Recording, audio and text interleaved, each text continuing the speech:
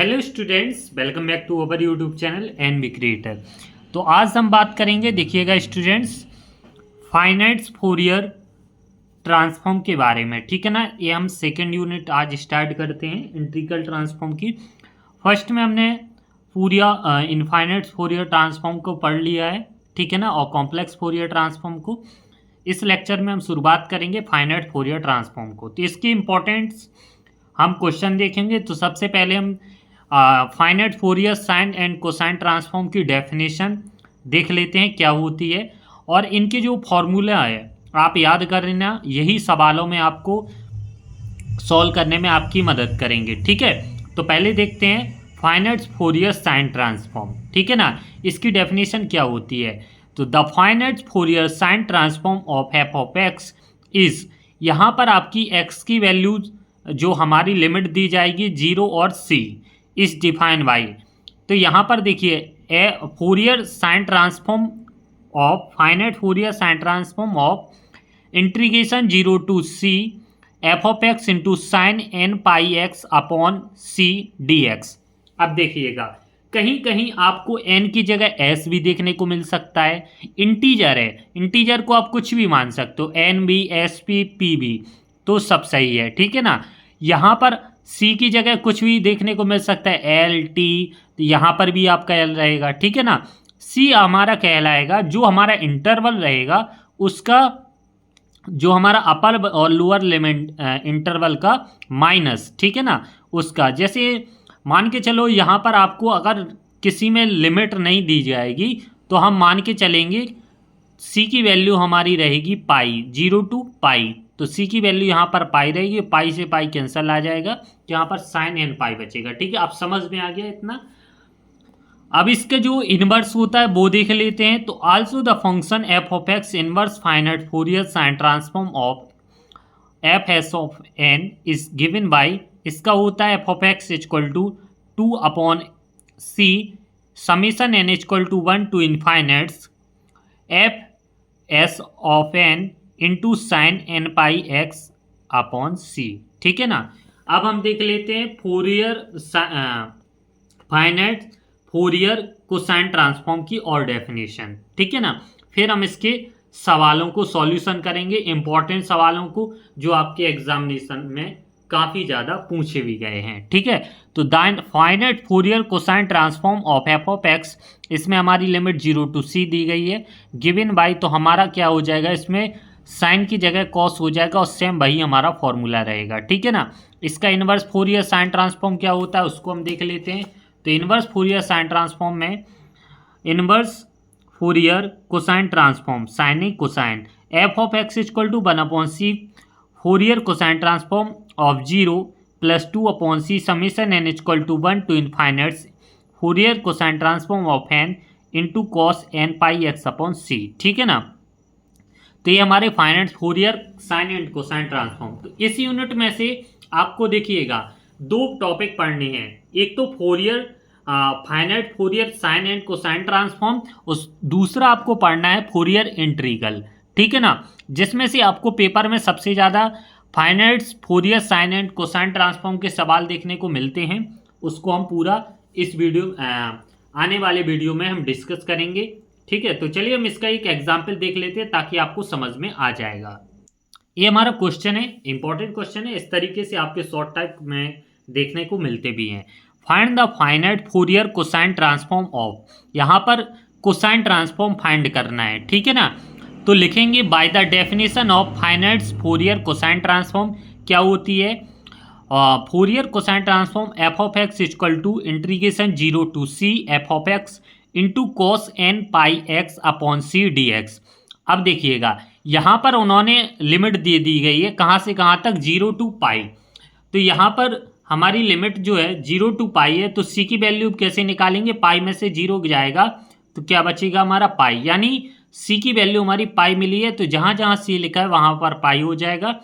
तो 0 to pi F of x हमारा क्या दिया गया है, एक्स कोस N pi x upon pi, पाई से पाई कैंसिल हो जाएगा तो क्या बचेगा, कोस एन एक्स। ठीक है, अब यहाँ से हम देखिएगा इसको मानेंगे फर्स्ट फंक्शन, इसको मानेंगे सेकंड फंक्शन। तो फर्स्ट फंक्शन सेकंड का integration minus differentiation of first function, integration of second function, पूरे का हमारा इंटीग्रेशन। तो यहाँ पर देखिएगा क्या हो जाएगा, सॉल्व करेंगे तो यहाँ पर x साइन एक्स का हमारा क्या होता है, सॉरी कॉस एक्स का हमारा इंटीग्रेशन क्या होता है, साइन एक्स अपॉन एन, ठीक है ना। और लिमिट हमारी 0 to पाई दी गई है। तो यहाँ से अगर हम देखिएगा आगे चलते हैं, इसको एक्स को भी हमें इसके अंदर ही लेना था, कोई दिक्कत नहीं है। इंटीग्रेशन एक्स का हमारा डिफरेंशिएट 1 हो जाएगा और हमारा कॉस एन पाई एक्स का हमारा sine n pi x, pi नहीं sorry sine n x upon n d x, ठीक है ना। अब हमारे यहाँ से देखिएगा 1 अपॉन एन अगर हम कॉमन ले लेते हैं तो हमारा साइन एक्स का हमारा फिर से क्या बचे जाएगा, साइन एक्स का इंटीग्रेशन क्या होता है, माइनस कॉस एन एक्स। तो देखिएगा यहाँ तो हमारा पूरा फंक्शन 0 हो जाएगा, अपर लिमिट साइन पाई की वैल्यू हमारी 0 होती है तो पूरा ये फंक्शन 0। अब 0 माइनस, अब देखिएगा साइन एक्स का इंटीग्रेशन क्या होता है, माइनस कॉस एन एक्स, और एन एक्स यानी एन एक्स, और हमारा एन पहले से है और इसका ये एन आ जाएगा तो एन स्क्वायर हो जाएगा।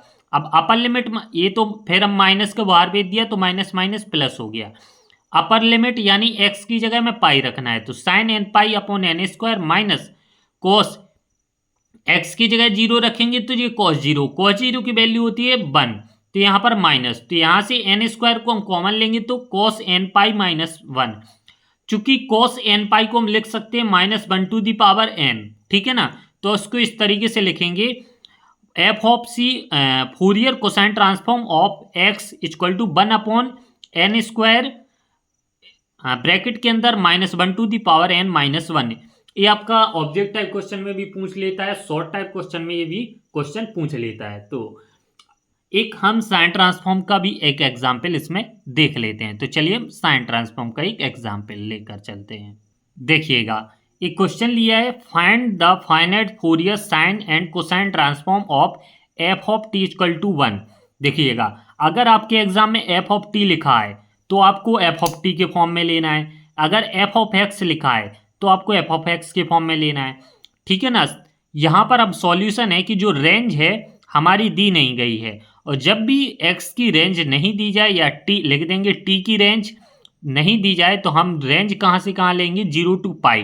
तो लिखेंगे by the definition of finite Fourier sine transform क्या होता है, f of t integration 0 to c F of t sine n pi t upon c, यहाँ पर हमारा क्या आएगा c इंटू डी टी। हमने क्यों, अगर हम x के फॉर्म में लेते तो F of x sine n pi x upon c into d x, but यहाँ पर t लिखा गया है इसलिए हमने एफ ऑफ टी लिया है, ठीक है ना, ध्यान रखना। अब हम क्या करते हैं, c का वैल्यू निकालते हैं, c का वैल्यू पाई माइनस 0, तो यहाँ पर c की वैल्यू पाई आ जाएगी, तो हम नेक्स्ट स्टेप में से पाई रख सकते हैं। तो देखिएगा हमने क्या किया, यहाँ पर 1 into n pi t upon pi d t, pi से पाई कैंसिल करने पर हमारा क्या आ गया, sine n t d t. अब साइन इंटीग्रेशन साइन टी का डिफरेंशिएशन क्या होता है, सॉरी इंटीग्रेशन क्या होता है, माइनस कॉस एन टी। अब एन टी हमारा टी का क्या होगा एन, और लिमिट हमारी 0 to पाई दी गई है, तो upper limit minus lower limit कर लेंगे, टी की जगह हम पाई रखेंगे तो minus cos n pi upon n, और माइनस माइनस क्या हो जाएगा प्लस, क्योंकि अपर लिमिट माइनस और माइनस पहले से तो प्लस, और cos 0 upon n, 1 upon n common ले लेंगे तो बचेगा 1 माइनस कॉस एन पाई। और अभी हमने पहले ही बताया है कि हम इसको किस तरीके से लिखते हैं कि कॉस एन पाई को क्या लिख सकते हैं, -1 to the power n। तो इस तरीके से हमारा ये फोरियर साइन ट्रांसफॉर्म ऑफ 1 की वैल्यू हमारी आई है ए वाई, ठीक है ना। तो आई होप कि इसी तरीके से अगर हम इसकी निकालें फोरियर कोसाइन ट्रांसफॉर्म की, तो डेफिनेशन रख दें, यहाँ पर cos एन टी मिलेगा, cos एन टी का क्या होता है sine n T upon n, तो साइन पाई माइनस साइन 0, तो इस तरीके से इसकी वैल्यू हमारी 0 फाइंड हो जाएगी। तो आई होप कि आपको finite Fourier cosine sign transform के दोनों एग्जाम्पल आपको समझ में आए हैं। अब हम नेक्स्ट वीडियो में इसके इम्पोर्टेंट एग्जाम्पल के बारे में डिस्कस करेंगे। 2 से 3 वीडियो हम इसकी लाएंगे, जिसमें इसके जितने भी पेपर में पूछे गए एग्जाम्पल सारे हम कवर करेंगे।